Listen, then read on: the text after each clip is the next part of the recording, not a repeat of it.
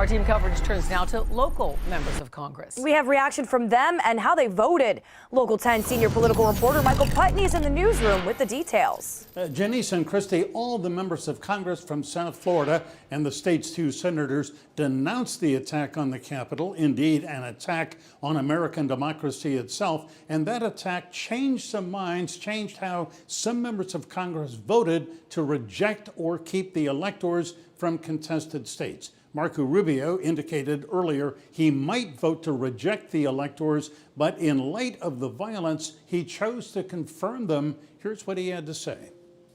And several of my colleagues have adopted the idea, and I respect it, that they're going to object. Now listen, it's important to understand something. Even the people objecting in the Senate recognize that it's not going to pass.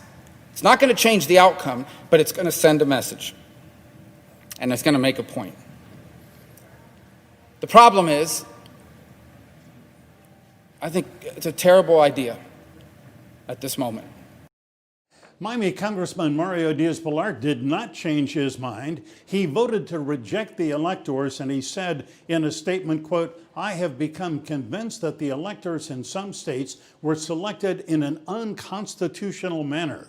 I simply cannot vote to uphold a slate of electors under those circumstances." Also voting to reject the electors was newly sworn-in Congressman Carlos Jimenez of Miami. He had said earlier his mind was not made up one way or the other, that he would examine the evidence and vote accordingly. Well, he did vote to reject the electors. We have reached out to the congressman to ask him to explain his vote.